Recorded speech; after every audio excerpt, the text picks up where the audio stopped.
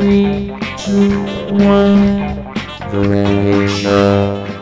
Boom, and we're on. All right. Welcome, everybody, to our inaugural podcast. My name is Welcome. Kelvin.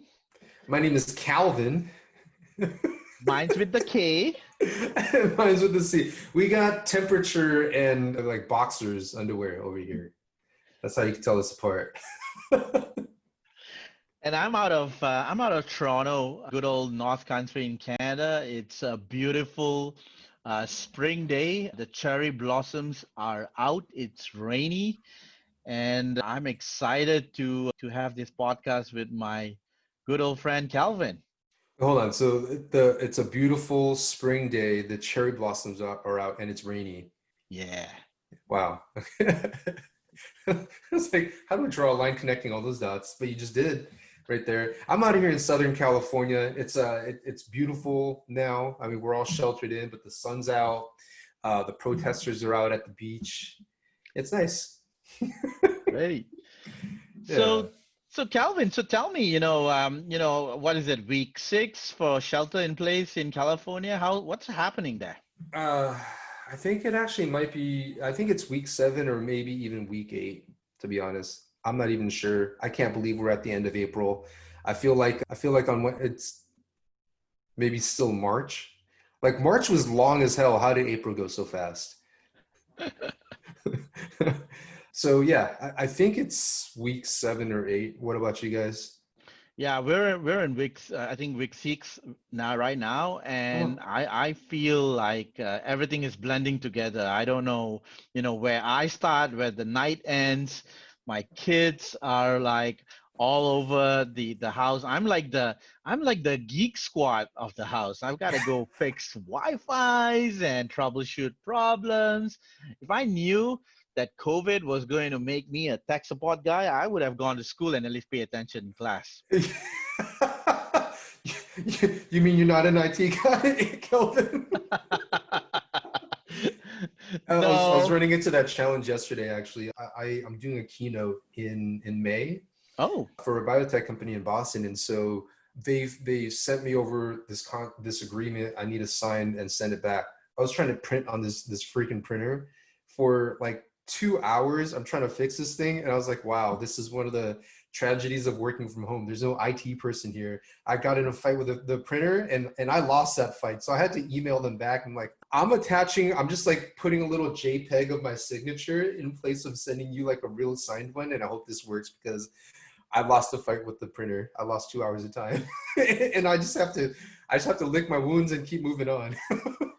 that's an interesting point. I'd like to maybe ask a question to all our listeners out there. Drop some comments in and tell us what devices have you had a fight with over the last week since COVID started. That'll be interesting to find out, eh?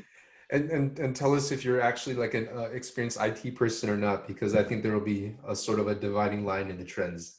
I'd just be curious Absolutely. in that data. Absolutely. Like a remote geek squad support, right? Yeah. We got a second career waiting for Kelvin. Yeah. I wish. So, so tell me, I mean, how has, California, yourself, your community, how have you all been, going through this COVID? Because summer is coming up, it's beautiful. I mean, spring's coming up, it's a beautiful day. How Yeah. has it affected you, your family, and your community, and what have you, learned? And maybe you can share with us, from the rest of the world, how California is handling. Because the way it looks like, you guys caught it pretty early, and you're more prepared than the rest of the US. So share with us. Yeah, I mean, it seems that way. It's been a whole arc of experience, right? Like when, starting in January, you start hearing it on the news, and it's like, oh, that's crazy. Oh, it's not going away. Okay, it's showing up in the news more and more. Holy crap, China just shut down. And so, we're just all kind of paying attention to this in the office, right? And at some point, I just kind of decided, all right, well, you hear that San Francisco is going on shutdown at some point. You kind of like see the wave coming even before the politicians called it. So I just kind of started working from home.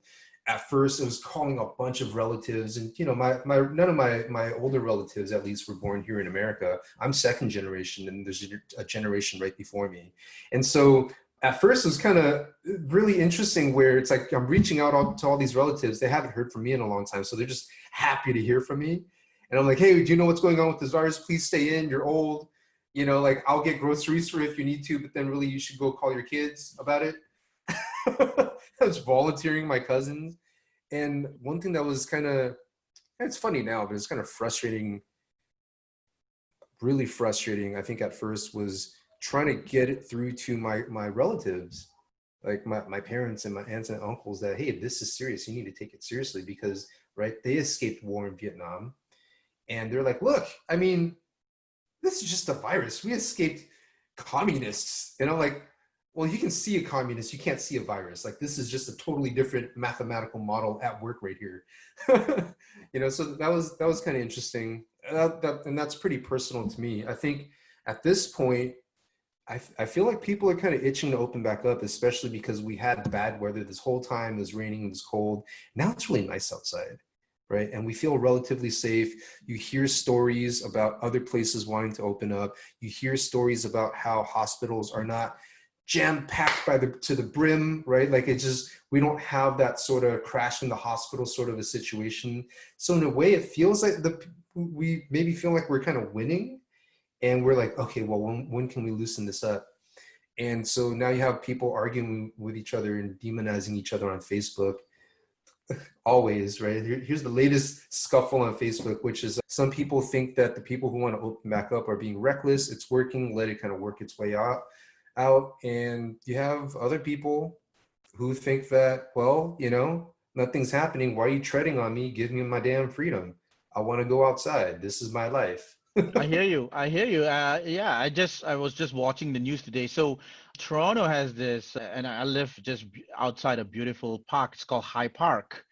And no pun intended, because marijuana just got approved in Canada, and so it's just a big oxymoron about How high high park. is it? How high is the park, right? But the mayor just shut us down. Like, they've put, for the first time, they shut down the entire park, and they've put a 24-hour camera so that you could see the cherry blossoms. And That's we've got, considerate. yeah, it's kind of nice. But I'm frustrated because I want to go out. Like, I want to see the flowers, and I'm along those people in the camp where I'm itching to go out, right? Like, I understand that this can destroy lives, but I'm really thinking about livelihood. And speaking about lives, I know you've had some people in your family who are really on the first line, and you did something pretty amazing on slagging masks. So tell me about that. Yeah. So I have a couple cousins and my sister are on the front lines of healthcare, right? So they're dealing with people in hospital, clinical settings and scenarios. And there was a while, which actually even still now, they're just under equipped to deal with what could be a very dangerous situation for them, being exposed to patients who may or may not have COVID-19, right? So a couple weeks back, I just saw randomly that a friend had access to masks. And so I reached out to them. You need to have a minimum 500 mask order. I was thinking about just buying masks for my sister and my cousins. I started reaching out to other family members, other friends. And in the end, I think I've bought, maybe on behalf of a bunch of people, maybe like 3,000 something masks so far. And so I'm running my own little operation right here. I make no profit. I've actually like lost money on like shipping charges. But it's kind of been like I'm drug dealing and slanging drugs, except for I'm slanging masks over here just to make sure that people that I care about, people in my community who are working in healthcare or who are in law enforcement. Some of my friends are in social services and they still have to visit people in their homes, but they don't have the protection, And so it's kind of like that just was a pretty wide detour and took up a lot of time, but then, and it was kind of stressful too. It's like, okay, do we have enough orders? And you come back to the guy who can place the order. It's like, oh, the supplier changed or the price changed. And then you got to go back and communicate this stuff. But in the end, it was like, wow, okay, that just happened. I never thought that I would be put in a scenario where it felt like I was dealing drugs, but I mean, it was interesting. Yeah, I think a lot of our listeners will be really interested in figuring out, at least the learnings you've gone through. Because, I've got friends here in Toronto, and we just ran out of hand sanitizers, gloves, masks, and we can't get that. So, something to open up to the rest of the listeners. Put in the comment box if you've got any tips, tricks, reliable sources. Because I've heard from people that some of them are just placing orders from all over the place, and a lot of them are fake or are not trustable, and so I'm assuming you've got those masks and you've got those equipment. So how was the quality? Can you talk about that? And maybe we can put in a little post in later on the comment section and share with our listeners, and obviously opening up to all the listeners out there. If you've got access to this, we can have the slagging masks club, right? The first rule of the slagging mask club is you don't belong in the slagging mask club. And here we are talking about it publicly. Yeah. Yeah, I'm not an expert. Like as far as like the authenticity and the quality of the mask, they feel pretty good. But I mean, that's the thing about this whole situation and scenario, where if the government is not prepared, if we're not like properly stockpiled, if you have people buying up mass quantities of masks so that they can do massive price gouging and markup, like this is the scenario right here, is that people who really need the masks, right, don't have them. My cousin actually just reached out to me yesterday and asked if she could buy more masks. And she works at a freaking hospital. A hospital. Healthcare workers don't have access to equipment that they need. And I'm like, who's this guy? Like, I have masks, but the hospital doesn't? That's crazy. I hope that this is good quality.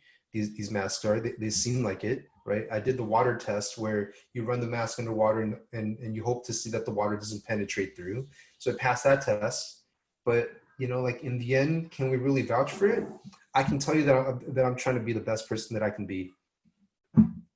That's great, man. And it's kind of it's scary, but like, what else can we really do? It's kind of like. I hear you.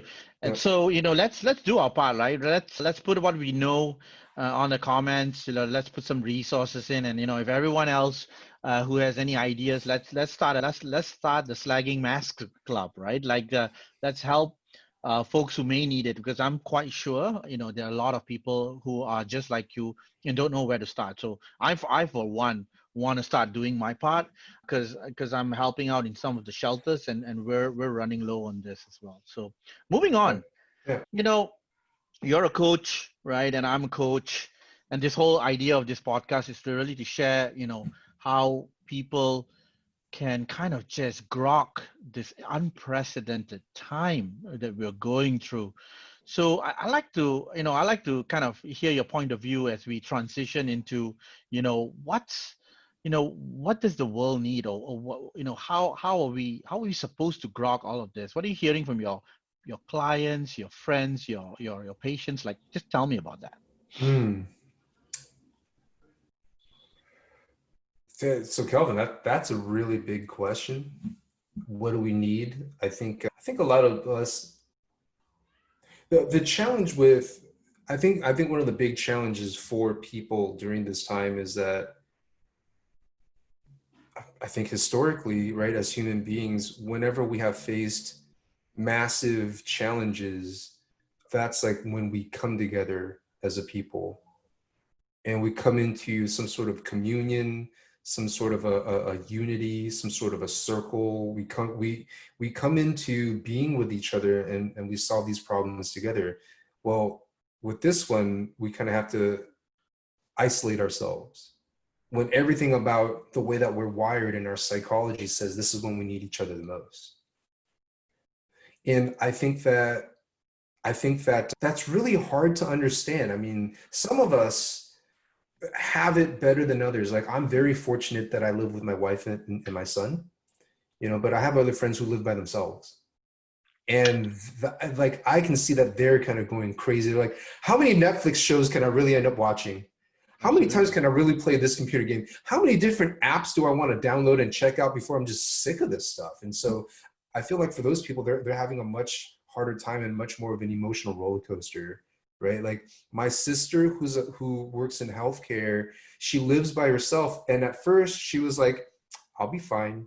You know, I'm an introvert. I've been preparing for this social isolation thing all my life. And she said it like in a very cute way. And now she's reaching out all the time. And I'm like, finally, you're going to start reaching out to us. You know, but it's I think for the people who are living on their own, like it's a lot harder for them to deal with just kind of like this lack of contact and belonging, you know. Yeah, but you know, Yeah. I have the opposite of that experience, right? I find that, at least for me, and I have an extended family, right? And I feel like I've kind of gone in a cocoon, and I'm just focused about my wife, my kids, myself. And although I know my mom, my dad, my sister, my cousins, my aunts, my uncles, they're all there, but you know, you would think that now would be the time where we would want to get on a Zoom call, we would want to kind of connect, we want to see each other, but we don't. You And don't want to, or it doesn't like occur to you it to. doesn't occur to me, right? Like there's Okay. almost like a, Yeah. Yeah. it's like it's like your heart is looking for community, but there's no visual cues or triggers Yeah. that reminds you that you actually have a community. You're isolated, yet you're together. And you know, it's funny because on the not the pre-COVID times, you know, me and my sister will get together and we'll just gossip about cousins, at least once every few weeks. Yeah. But now she's like, she's busy, and my cousins are busy. And when I asked them, I said, what's happening? You know what's happening? It's that they're working at home Mm. and they're in front of their Zoom call or their Skype call, and they're going one call after another, back to back. And I asked them, I said, why is it back to back? And it's like, oh, when you used to work in the office, you gotta get up, you gotta go to a meeting room, then you gotta kick the people out of that meeting room because they're overstaying, and then you've got to then make time to go to the next meeting. But right now, you could Mm. just roll into one Zoom call after another, and after that kind of day, Yeah. you're you're done, you're toast. Yeah. Do you want to get on another Zoom call? You talk to your mom, Exact, teach her how to like work the microphone. exactly, Hey, you're still on mute, absolutely. mom. You're still on mute. You're still. I'm just gonna call you on the phone. Exactly. And so there is this fatigue Mm. on Mm. connectivity through digital. And that's the Uber learning for me. It's like, yeah, we all need to be connected, but if your day job requires you to be remote and do Zoom calls, then when are you going to have your own self to do what nourishes your soul? And that's the I think the juxtaposition Mm. here, right? And so maybe Calvin, like tell us how we can, or how you've advised people, or what can we do, you know to allow ourselves to be centered yet disparate, even though we have to be digitally connected. How do we grok that? I'd like to hear from you. All right. So I'm going to say, first of all, this is my opinion, and this is what I think I see, right? Like I have, and when I say that, I guess what I haven't said that I'm really trying to say is that like, it's not like I've run massive studies on this and I'm the expert on this, but like, I'll tell you what I think. And I'll tell you what's been useful for me and my clients too, right?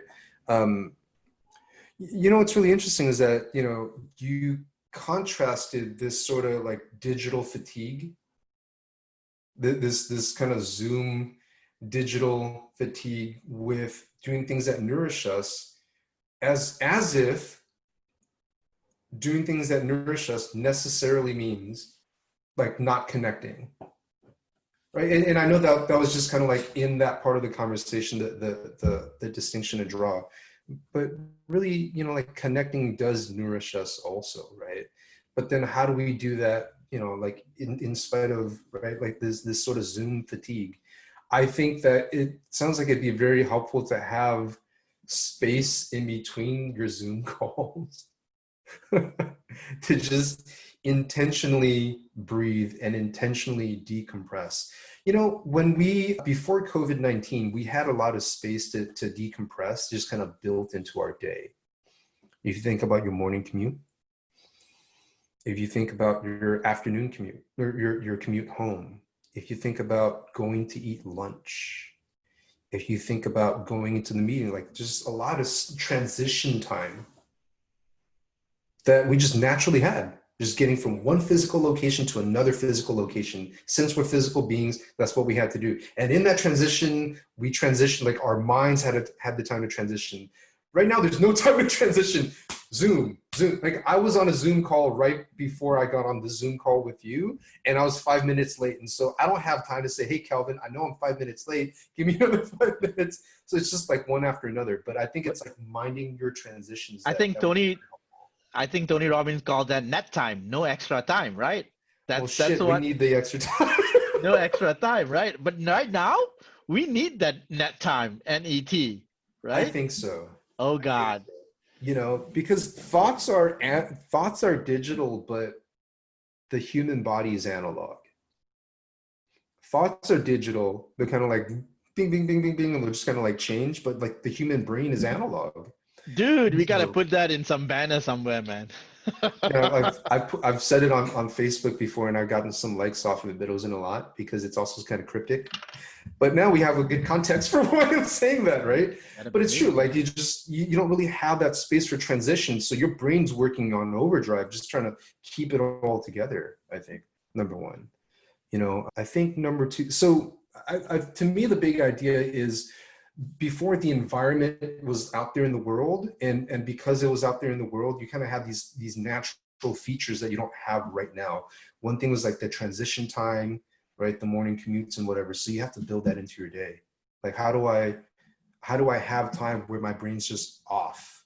So let's get a little bit more tactical, right? So how do we design net time, no extra time, right? How do we be more intentional about that? Give me some techniques, or give me some pointers. How do I design that in my life? Well, so I think that this is designing in some extra time, or let's call it transition time.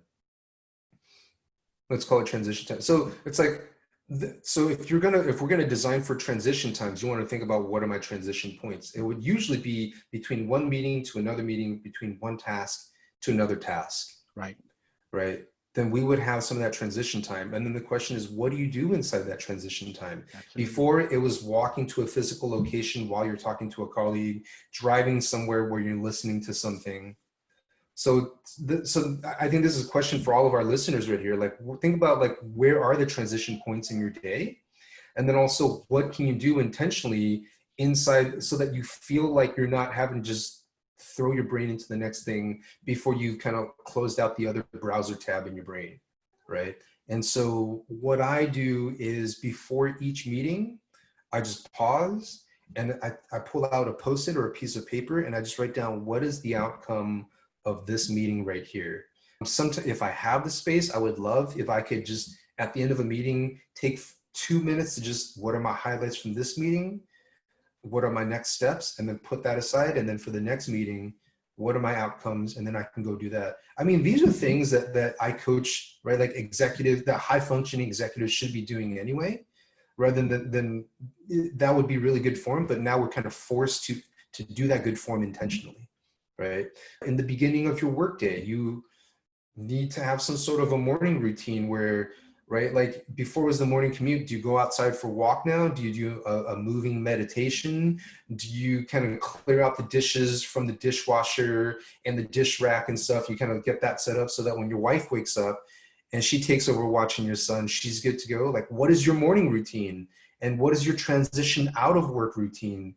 Do you take some time to just kind of like think about all the things that happen throughout your day? What are the next steps? Do you think about the next day? Here's what I need to do. And then say, okay, now I can leave work behind. It's these transition points that we miss. And so you just have 17 browser tabs open and it's hard. Those are all good points. I think, I'd love to hear, what our listeners, transition points are, how are they breaking that into their days? But now that you don't have a morning commute or an ending commute, that's super interesting. Because your brain's not very good at keeping tabs on stuff.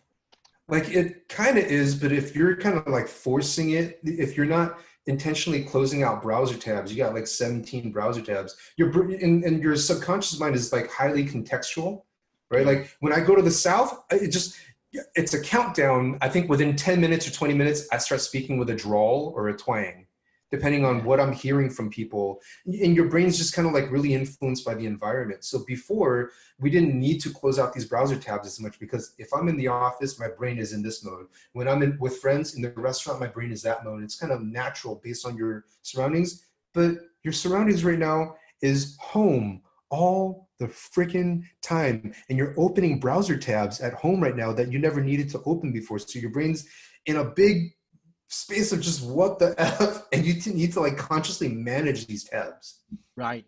So, have you found any visual, auditory, or kinesthetic cues that you could help in setting up this transition times? Do you find that useful? Is it worthwhile putting a post-it up in your on the left and saying, stop after every meeting or something like that? How is that Yeah. something, a I, technique? so, What do uh, you do? Yeah. so I have a post-it right here that says stretch when I get into a new task. And Okay. then, yeah.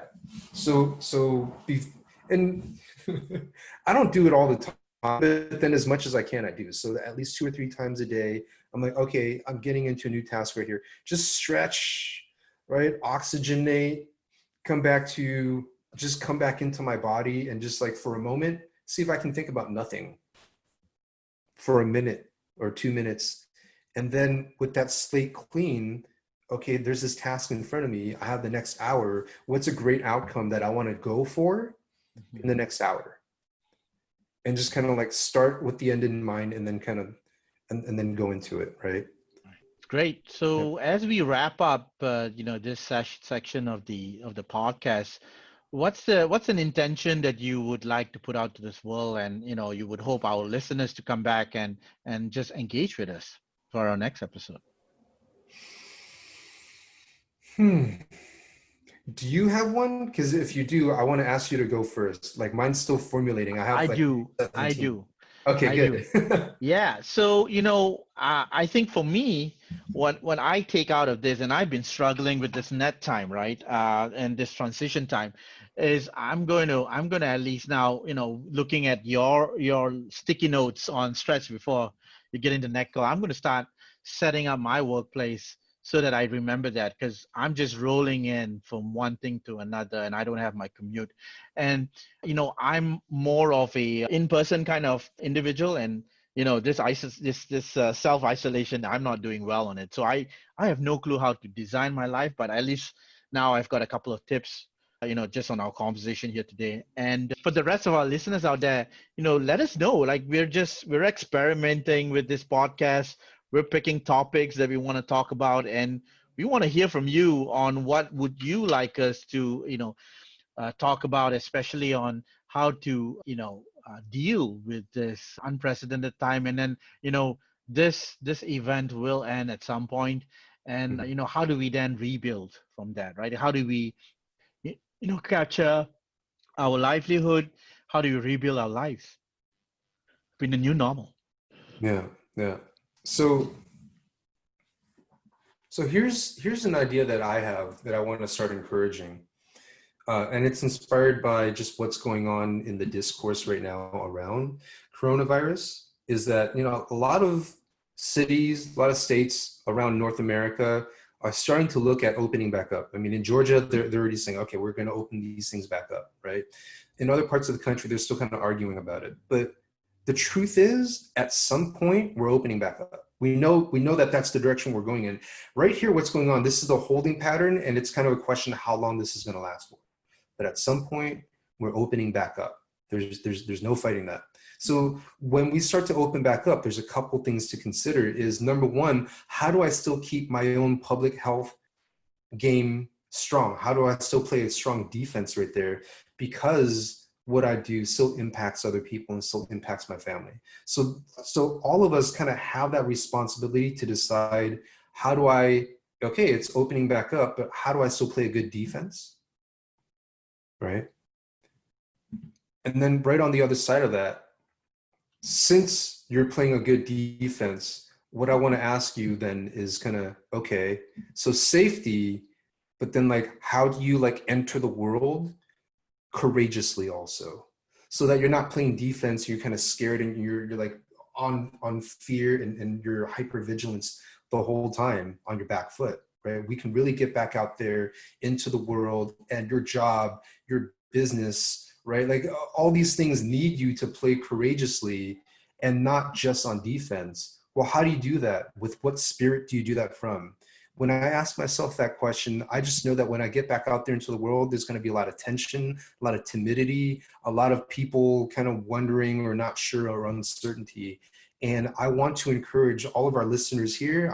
I encourage all of my clients to go out there and be bold in a way where you're there to modulate the emotional sort of environment right there.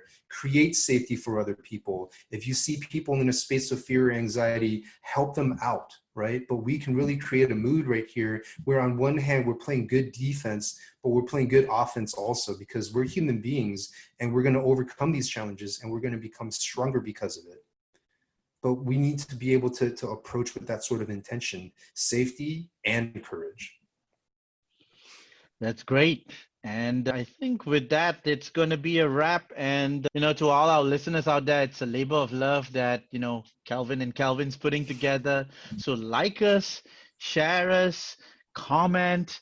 We're open to anything. And if, bring your friends in, bring your ideas in. And, if you want us to keep going, just keep letting us know and we'll keep putting it out there. And, Kelvin, over to you for the last few words.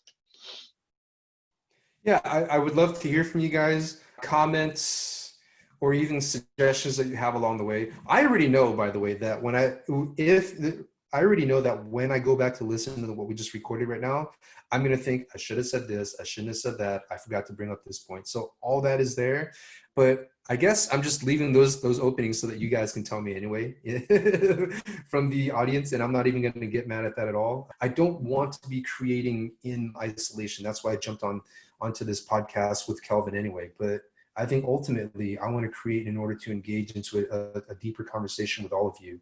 So I look forward to that. Your feedback, your questions, suggestions, and hopefully we can turn this into something that it's kind of a call and response between me, Kelvin, and you all.